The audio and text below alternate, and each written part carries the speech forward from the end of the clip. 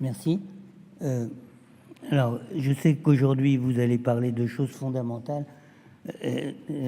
Muriel vient de le dire, de la nudité et de la transparence d'un corps aux mains d'un médecin, de l'impudeur à révéler son âme, la révéler à l'écoute d'un psy ou d'un flic, de l'indécence criminelle des réseaux sociaux. Et moi, je devrais introduire ce colloque très savant, parce que j'ai vu les gens qui parlaient, c'est des gens très savants. Moi qui ne sais parler que de choses futiles, et par exemple de mon rêve de cette nuit. Alors je vais commencer par là. Cette nuit, j'étais nu. Je me croyais seul.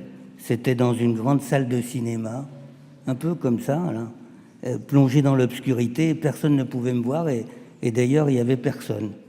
Et voilà qu'un projecteur s'allume quelque part là-haut.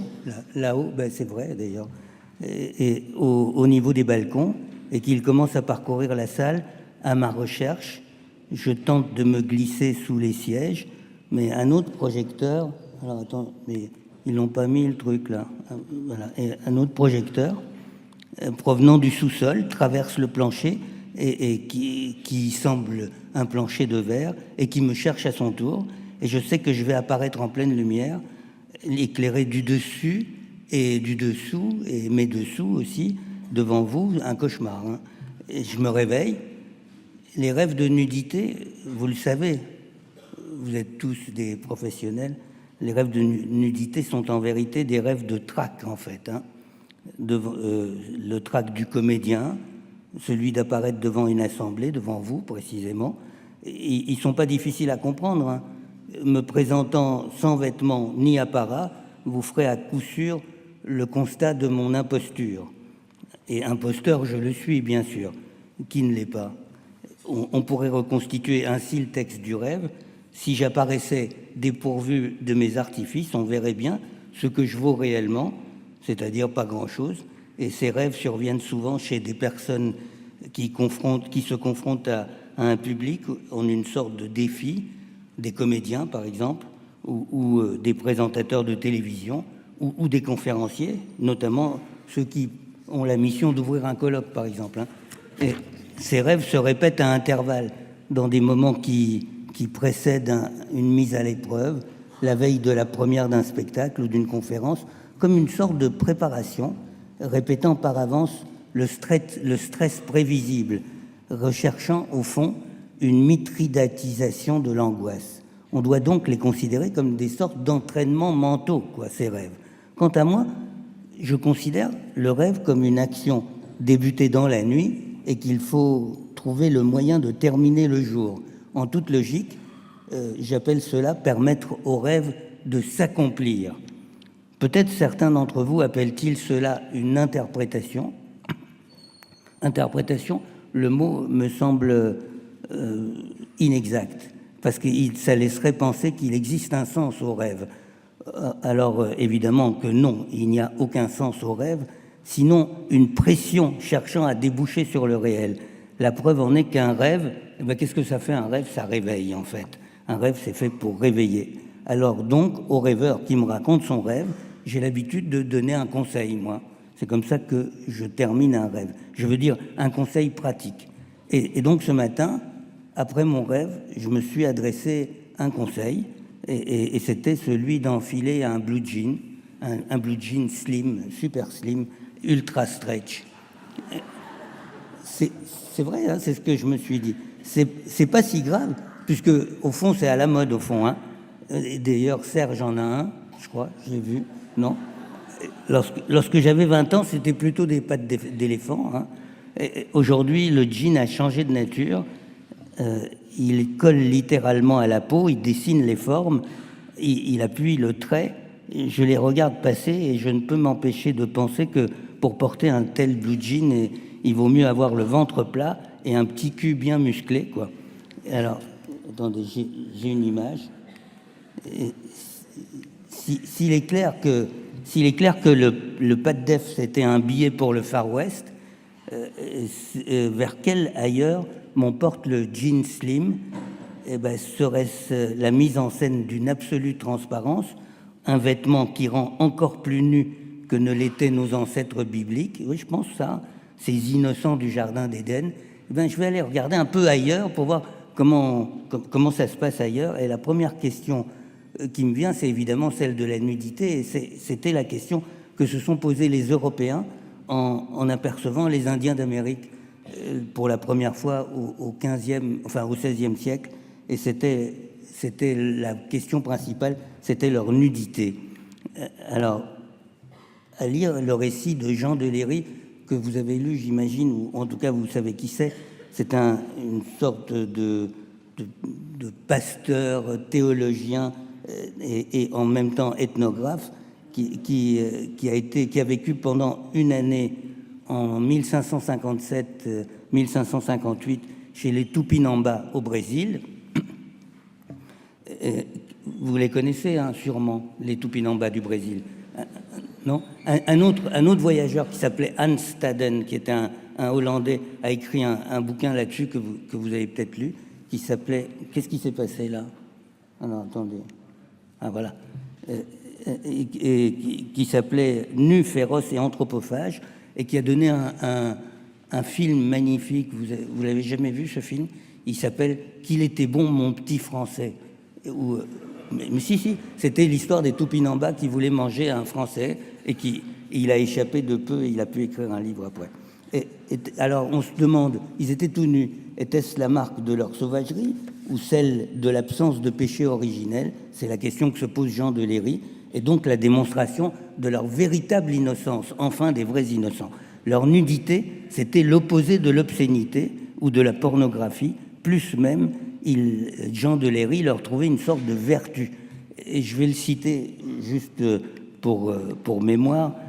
Il dit une réponse à tous ceux qui ont écrit ou à ceux qui pensent que la fréquentation de ces sauvages tout nus et surtout des femmes incite à la lubricité ou à la paillardise.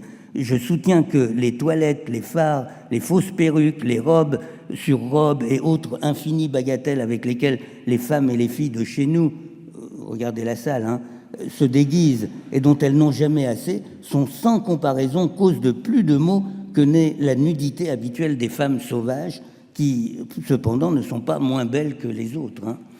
C'est lui, hein, c'est Jean de Léry qui écrit ça. Hein. Il a fallu attendre les textes du XXe siècle pour envisager enfin que même quasiment nus, parce qu'ils sont nus, hein, les Indiens étaient tout de même vêtus. Mais comment?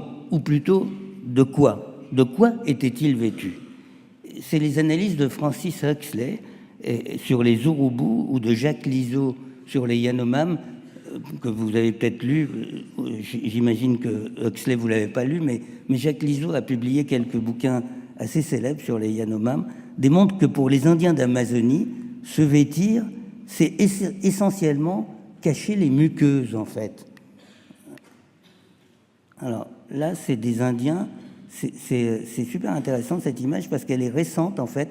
C'est des Indiens qui sont sortis de la forêt amazonienne, qui n'avaient jamais rencontré, entre guillemets, la civilisation, enfin la nôtre, quoi. Totalement nus, les hommes s'attachent une ficelle autour du prépuce pour protéger le gland du regard, ou bien ils dissimulent le gland, comme c'est le cas ici, sous une ceinture de raffia. Et si la partie interne aux rougeurs chaudes et humides reste cachée, là, il est parfaitement licite et même il est coquet d'exhiber les parties externes, celles qui ne sont pas humides, justement, d'attirer l'œil sur leur existence. Et on peut admirer aussi des étuis péniens dans tous les continents, en Amérique, en Nouvelle-Guinée, en Afrique. Et les étuis péniens, ça nous dit tout sur cette affaire, parce que au fond, ils montrent qu'il y a un sexe, quoi. Ça, on voit bien hein, qu'il y a un sexe, mais c'est justement cette chose qu'on montre qu'on ne voit pas. C'est ainsi que les étuis péniens des Bororo, par exemple, si chers à Lévi-Strauss, ou les kotékas des Papous sont rehaussés de blasons artistiquement peints.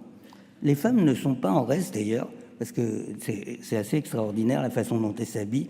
Je vous montre un rituel qui est le rituel de Yarmuri Kuma, au cours duquel, une fois par an, les femmes s'emparent des armes des hommes et regardez, elles s'avancent, vous allez les voir tout à l'heure, elles s'avancent totalement nues, la taille ceinte d'une bandelette de raffia, d'où part un minuscule cache-sexe triangulaire à la manière d'un string, leur seul vêtement, qu'on appelle ici un oulouri.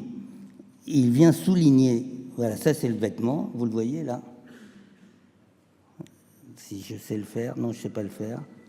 Je sais plus, il m'a montré tout à l'heure, mais je ne sais plus comment on fait. Bon, allez. Ouais, c'est ça. Ouais, c'est ça le oulouri.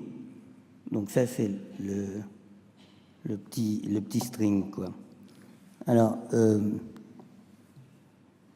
il vient souligner, d'un string, donc, leur seul vêtement, qu'on appelle ici un oulouri, il vient souligner la beauté des grandes lèvres, joliment ourlées, tout en cachant l'essentiel, qui sont les sources chaudes du vagin. Alors, la préconisation de moi, onirocrite, à moi, rêveur, était donc parfaitement adaptée, révélant et exploitant la fonction paradoxale du vêtement, car un jean ultra slim ou un étui pénien ou un oulouri doivent également être nommés des vêtements. Ils montrent ce qu'ils cachent, et c'est même la principale fonction du vêtement, la fonction esthétique. Plus un vêtement est beau, plus il cache ce qu'il exhibe. Il cache pour le montrer davantage, pour tendre le regard, pour l'appuyer et pour le rendre ambigu. Si on sait ce qu'il montre, on doit maintenant se demander ce qu'il cache. Ce qu'on cache en Amazonie, en fait, c'est une des propositions, où ce qu'on montre tout, ce qu'on cache là où on montre tout du corps, c'est sans doute ou peut-être le désir. Et en près d'un an parmi les Atchés, les Indiens Guayakis du Paraguay, écrit Pierre Clastre, je n'ai jamais vu d'érection. Ils sont à poil, ils sont tout le temps tout nus, ils ont juste leurs étuis péniens ou leurs petites ficelles. Et c'est ainsi qu'en Amazonie, eh bien, on peut rester comme ça devant des gens tout nus et on voit jamais d'érection. Où est l'érection? Eh bien, elle est bien planquée. C'est peut-être ainsi partout. On peut donc considérer que le jean ultra slim, ultra stretch, comme la version moderne, socialement acceptable de l'étui pénien et du cache-sexe, de l'oulouri du Haut-Xingu. Il cache cela même qu'il exhibe, les formes, les volumes sexuels, les rendant plus désirables, tout en interdisant l'expression du désir. Aller avoir une érection dans un jean ultra slim, c'est compliqué. Me voici donc tranquille, avec une façon de voiler l'essentiel, issue du tréfonds de mon rêve.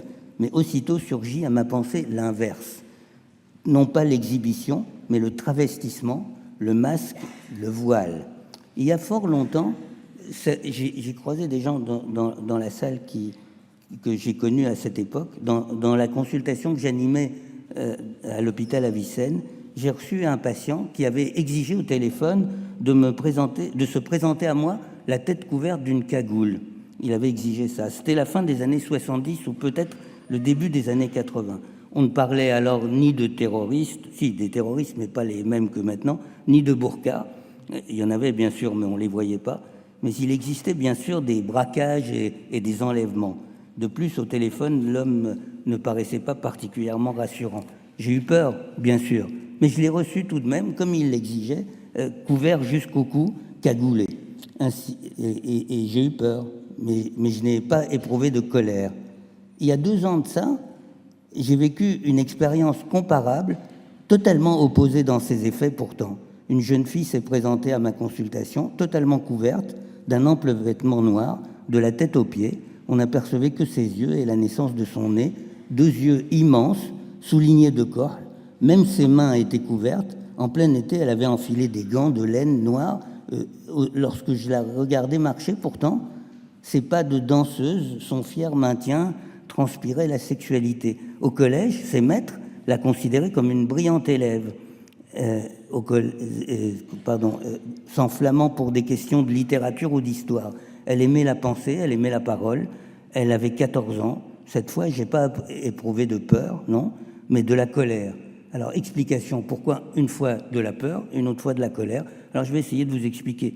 Le matin, lorsqu'elle franchissait la porte de son collège, pour respecter le règlement du collège, elle retirait son voile et c'était chaque jour un festival de coiffure, de nattes afro, de bouclettes Parfois, elle se réfugiait dans les toilettes, d'où on la voyait ressortir enveloppée de sa tenue noire. Elle déambulait dans les couloirs du collège, à la main un livre de philosophie islamique sur l'unicité de Dieu, le Tawhid, jusqu'à ce qu'un surveillant ou le conseiller principal d'éducation lui rappela l'interdiction. Et c'était alors, une fois encore, convocation chez le principal et ainsi de suite. Ce que nous avons appris sur les étuis péniens, les cache-sexes et les jeans ultra slim, pourra-t-il nous servir pour comprendre l'étrange comportement de cette jeune fille? En ce cas, quel serait l'essentiel qu'elle chercherait à dissimuler sous ce masque? Avant d'en venir à désigner ce foulard cachant les cheveux et le cou et laissant apparaître l'ovale du visage, avant ça, le mot arabe hijab. Alors, qu'est-ce que j'ai fait là? Ah ouais, c'est ça. Bon, c'est pas exactement les mêmes femmes, hein, là. Alors,